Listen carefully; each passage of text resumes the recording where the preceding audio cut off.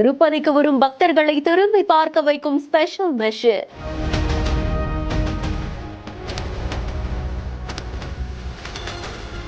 இத போட்டு QR scan பண்ணா போதும் கைக்கு மேல காசா?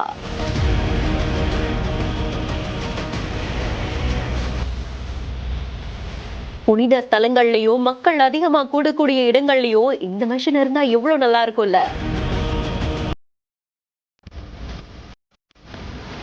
பிளாஸ்டிக் கழிவுகளை மறுசுழற்சி செய்யறதுக்காக ரெக்லைனேசம் அப்படிங்கிற இந்த இயந்திரத்தை பயன்படுத்துறாங்க. இதுல நம்ம கேனோ இல்ல டெட்ரா பேக்ஸோ போடும் பொழுது அது கரெக்டா இருக்கா அப்படின்றத ஸ்கேன் பண்ணிட்டு அப்ரூவ் பண்ணி நம்ம QR கோட ஸ்கேன் பண்ண உடனே அது அந்த கேனை ஸ்கேன் பண்ண ஆரம்பிக்குது.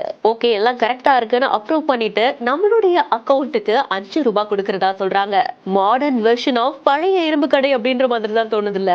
சோ இப்படி ஒரு மிஷின் தான் திருப்பதி திருமலை யாத்திரிகள் கூடத்திலையும் வைக்கப்பட்டிருக்கு. இத கூடுதல் EO வெங்கையா சௌத்ரி அவர்கள் ஆய்வு செய்திருக்காங்க. அவங்க கிட்ட இது பற்றிய விளக்கமும் சொல்லப்பட்டிருந்திருக்கு.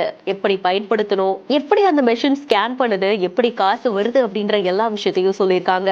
சோ குப்பை தொட்டில கூட போடாம எங்க தூக்கி வீசுற ஒரு பொருளுக்கு, ஒரு குப்பைக்கு கை மேல காசு அப்படின்னா நிச்சயமா மக்கள் அதை தான் செய்வாங்கல்ல. சோ இந்த